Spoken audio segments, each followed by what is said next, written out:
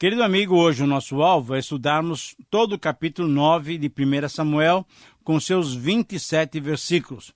Um capítulo que nos apresenta a figura enigmática e estranha de Saul, o primeiro rei de Israel.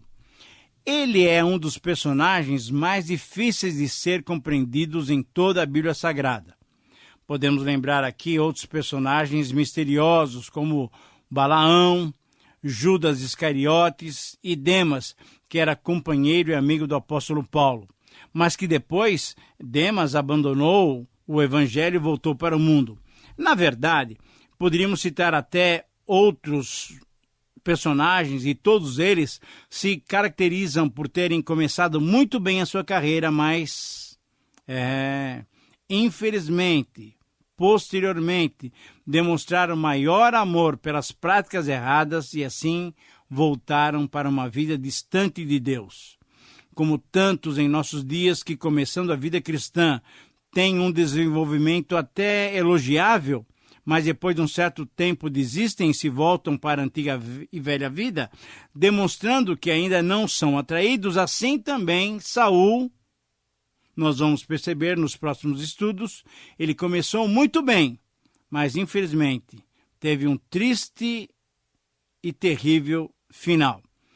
Então, nesse contexto é que estudaremos essa terrível história de Saul, o primeiro rei de Israel. Iremos notar que ele começou muito bem o seu reinado. Parecia um homem de Deus, porém nós vamos encontrar momentos e fases na vida dele que ficaremos espantados. Saul é uma pessoa difícil de ser julgada por nós. Sabemos, entretanto, que todos eles deixaram nas páginas da Bíblia uma história. Todos esses personagens marcaram a história bíblica. Uma história que serve de advertência para nós, para que não tenhamos o mesmo procedimento que eles tiveram. O Espírito Santo registrou nas páginas sagradas essas vidas, vidas até que não viveram na luz, para nos mostrar quão perigoso é viver assim, sem andar na verdade de Deus, sem andar na luz do Senhor. Agora, nós somos filhos da luz. Aquele que crê em Cristo vive na luz de Cristo. Jesus disse que aquele que anda de dia não tropeça. Por quê? Ora, porque Jesus é a luz do mundo, e nós também somos a luz do mundo, conforme ele nos disse lá no Sermão do Monte em Mateus 5. O crente verdadeiro não pode andar na penumbra, na sombra, na escuridão do mundo. Não pode andar no pecado. Por quê? Porque ele é luz do Senhor. Saul também se apresenta como uma figura excepcional, revelando uma humildade maravilhosa e uma boa disposição para servir a Deus no início. Porém, tornou-se desobediente e passou a cometer os mais diversos tipos de pecados, como nós vamos observar. Mas se encontrássemos pessoas assim apenas na Bíblia, lá no passado, ainda bem. Porém, apesar das lições que aprendemos com esses personagens, infelizmente, muitos ainda hoje seguem a mesma linha de conduta. Muitos estão vivendo vidas duvidosas e outros já voltaram para o mundo, amando o presente século. Muito bem, diante desse quadro geral, podemos dar como título a esse capítulo a seguinte expressão: o começo de uma vida orientada por Deus. Eu repito, se você quiser anotar aí, o começo de uma vida orientada por Deus. Esse é o título do capítulo 9 de 1 Samuel. De fato, podemos dividir a vida de Saul, que nos é apresentada nos capítulos 9 a 31 de 1 Samuel, em 3 fases. Primeiro, um início promissor, do capítulo 9 até o capítulo 12. Segundo, uma vida de desobediência, do capítulo 13 até o capítulo 27. E uma terceira fase, um fracasso definitivo, capítulos 28, 29, 30 e 31 de 1 Samuel.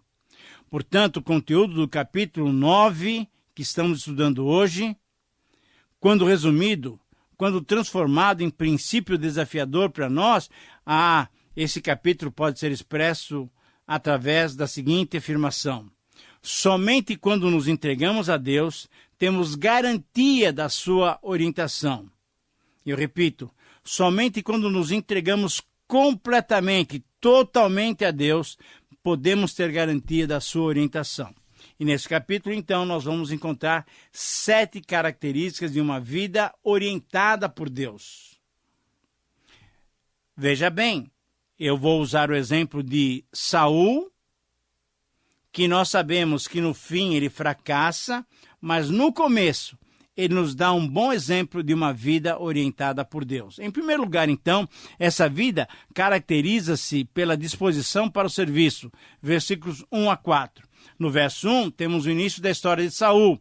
Aqui está mencionado o nome do seu pai, que é Quis, da tribo de Benjamim, uma família de boa condição financeira. Saul era, pois, da tribo de Benjamim. Agora, você se lembra da origem dessa tribo? Benjamim era o filho mais novo de Jacó com a sua esposa amada, Raquel. Ele era o filho preferido de Jacó, pois sua mulher, Raquel, morreu na ocasião do parto em que nasceu Benjamim. Então, esse acontecimento triste para Jacó levou-o a amar ainda mais Benjamim, mais do que tudo, inclusive porque José não estava mais com Jacó. José tinha sido vendido. Você deve se lembrar desses fatos que nós estudamos no livro de Gênesis. Ele, Benjamim, era um suporte para Jacó na sua velhice. Quando seus 10 filhos voltaram de comprar alimentos no Egito, dizendo que o governador daquele país requeria deles a ida de Benjamim, isso é, do caçula, Jacó disse que qualquer problema com Benjamim representaria a sua descida à sepultura, isso é, ele morreria. Quando toda a família de Israel, de Jacó, foi para o Egito, depois de muitos séculos, surgiu então a tribo de Benjamim.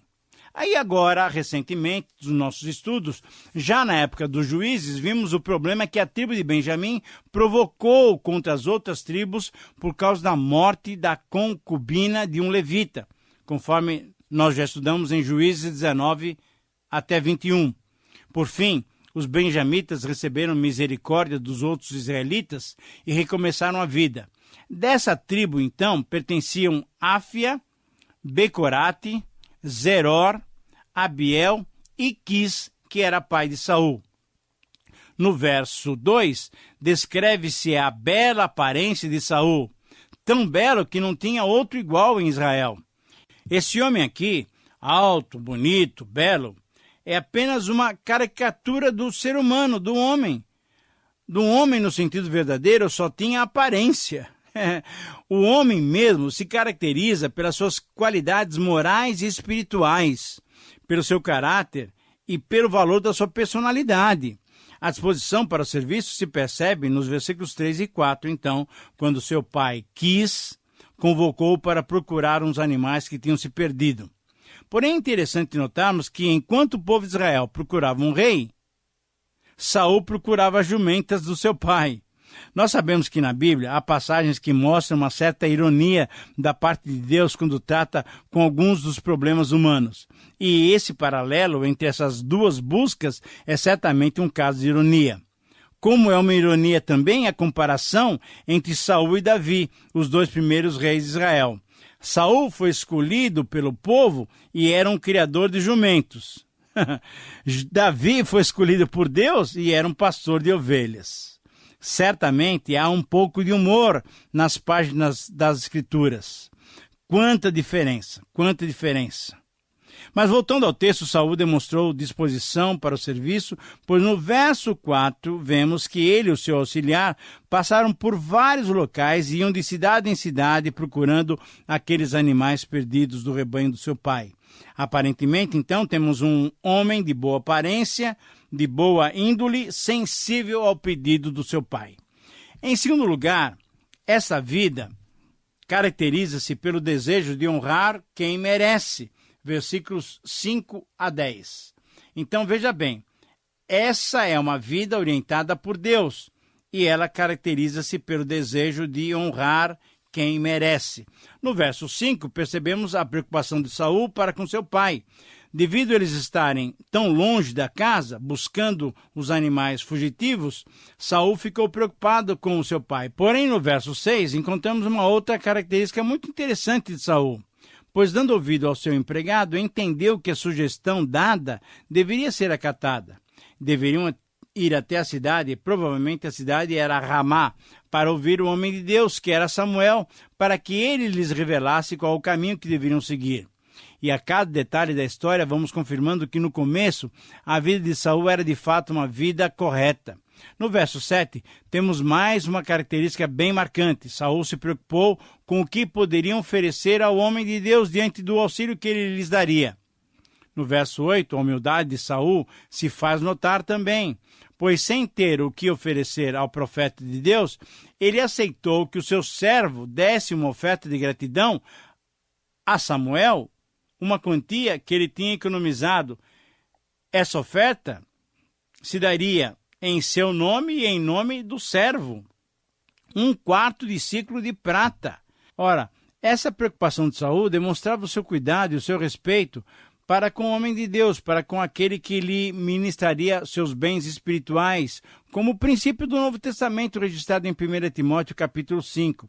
Esse parágrafo termina, então, nos versos 9 e 10, onde temos 2 esclarecimentos. Primeiro, os profetas, naquela ocasião, eram chamados de videntes, porém, longe de serem adivinhos ou prognosticadores, eles eram, na verdade, aqueles que falavam da parte de Deus para o povo. E um segundo esclarecimento é que toda decisão requer uma ação. E assim, no verso 10, nós vemos Saul e o seu servo indo em direção da cidade onde estava o homem de Deus, isto é, Samuel.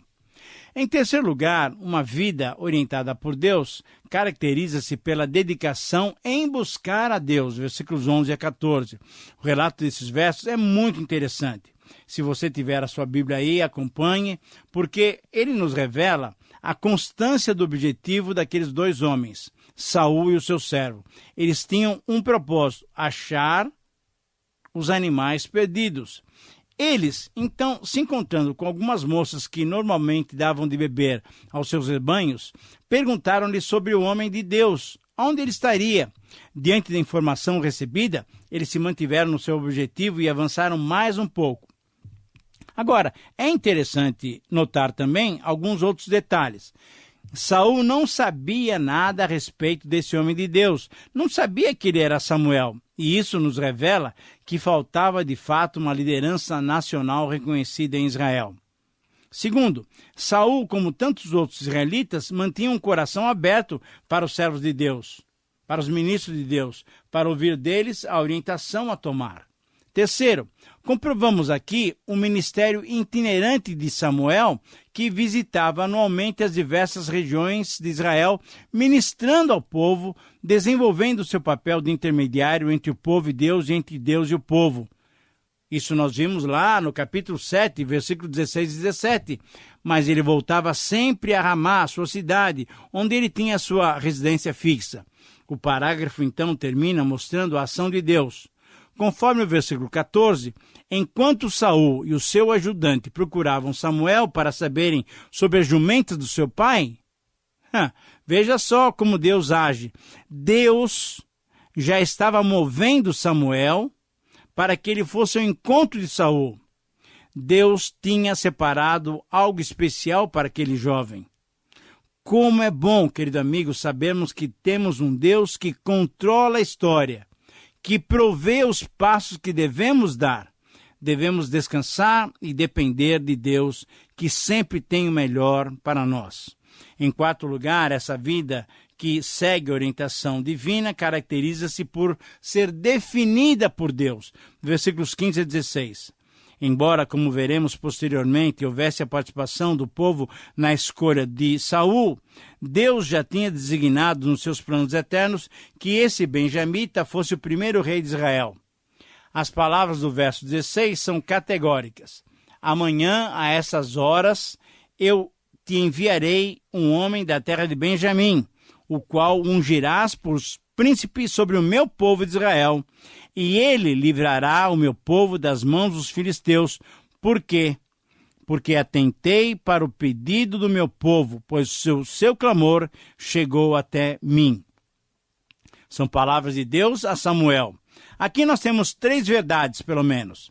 Primeiro, em relação aos filisteus, que foram derrotados em 7:13 e nunca mais voltaram a atacar Israel enquanto Samuel liderava o povo de Deus, deve-se notar que, embora não invadissem mais o território israelita, é claro que eles continuavam se fortalecendo e planejando voltar ao ataque em outra oportunidade. Por isso, nessa palavra de Deus, ele prometeu que o novo rei livraria Israel das mãos dos filisteus. Em relação à ordem de Deus para que Samuel ungisse aquele que chegaria à sua casa, devemos entender também que até aquele momento os ungidos eram sacerdotes, mas a partir daquele novo momento em Israel, o ungido seria o rei. O rei seria ungido do Senhor. Ser ungido significava ser separado para o Senhor, para uma tarefa especial que necessitava da capacitação divina. Agora, em terceiro lugar, o que se destaca de modo marcante nesse verso é a certeza de que quando decidimos entregar a nossa vida aos cuidados divinos, certamente podemos descansar lembrando que Deus tem o melhor para cada um de nós. Saul procurava o homem de Deus para orientá-lo no caminho a seguir.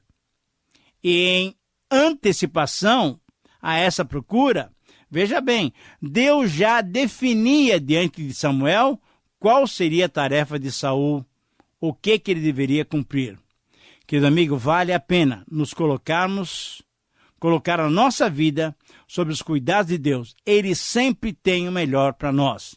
Em quinto lugar, essa vida orientada por Deus, caracteriza-se pela discrição diante das bênçãos. Saul, novamente, aqui é mais um exemplo positivo para nós. Certamente o cuidado, a obediência e a honra aos pais são atitudes que, além de serem recomendadas pela palavra de Deus, são atitudes que proporcionam bênção aos filhos que as praticam. Saul tinha preocupação de encontrar para o seu pai os animais que tinham se perdido. Depois de ter identificado Samuel como vidente, o homem de Deus que ele procurava, Saul ouviu de Samuel as palavras do verso 20. Quanto às jumentas que há 3 dias se te perderam, não se preocupe o teu coração, porque elas já se encontraram, já foram encontradas. E para quem está reservado tudo o que é precioso em Israel? Não é para ti e para toda a casa do teu pai? Nessas palavras, querido amigo, nessas palavras de Samuel, podemos constatar os seguintes significados. Primeiro, Samuel contrastou o desejo de Saul por encontrar os animais perdidos do seu pai com o desejo do povo de Israel de encontrar um rei para liderá-lo. Segundo lugar, em outras palavras, Saul não precisava mais se preocupar com os detalhes normais da vida pastoril, isso é, não precisava se preocupar com animais perdidos, pois dentro em breve ele dominaria sobre tudo e sobre todos. Terceiro lugar, profeticamente, Samuel indicou que Saul preencheria os desejos da nação e teria os seus desejos mesmo satisfeitos. Ora, então, diante dessas colocações, a resposta de Saul se sobressai pela sua discrição, pela sua modéstia, pela sua humildade até. Saul expôs a sua situação mencionando 3 verdades. Primeiro, ele era da tribo de Benjamim, a menor das tribos dos israelitas, que provavelmente ainda não se recuperara da matança que sofrera, conforme Juízes capítulo 20. Segundo, ele era filho de Quis, que no seu conceito era a menor família da tribo de Benjamim, embora no verso 1 nós tenhamos a afirmação de que ele era uma família rica e influente de Israel. Saul não tinha aprendido ainda o conceito expresso por Ana na sua oração de louvor, quando disse: o Senhor levanta o pobre do pó e desde o monturo exalta o necessitado para fazer assentar entre os príncipes, para fazer herdar o trono da glória. Terceiro, muitos estudiosos chegam a duvidar da sinceridade de Saul. Diante do que Saul fez depois que estava no poder, muitos entendem que ele não foi sincero nas suas palavras. Embora esse conceito possa existir, parece-nos real que Saul aqui não quis aceitar aquela palavra de Samuel por causa da sua discrição, da sua modéstia. Certamente também porque ele era tímido, como nós vamos ver em 10:22. O perigo do poder é exatamente esse: corromper um bom caráter.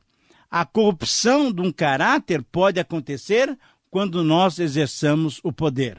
Em sexto lugar, essa vida caracterizava-se por ser distinta das demais, versículos 22 a 24. Tímido ou não, Saul e seu servo foram conduzidos ao banquete e se assentaram à cabeceira da mesa. Saul deve ter ficado atônito diante do fato de que não era apenas aguardado, mas que ele foi tratado como um sacerdote. A melhor parte da carne foi dada a Saul. Ora, isso quer dizer que Saul já era uma pessoa distinta. Oportunidade não lhe faltou de ser uma bênção nas mãos de Deus. Deus distinguiu Saul com as melhores honras. E em sétimo lugar, essa vida caracteriza-se por ser destacado pelo Senhor. Versículos 25 a 27.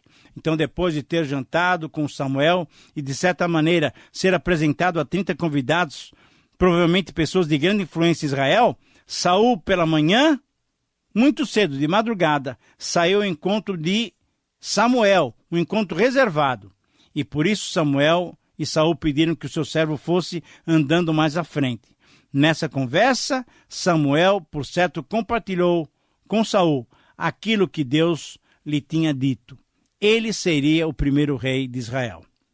Muito bem, uma vida entregue a Deus sempre terá a sua direção, que possamos nos entregar a Ele. Chegamos assim ao final de mais um programa e eu agradeço a sua companhia. Que o Senhor te abençoe.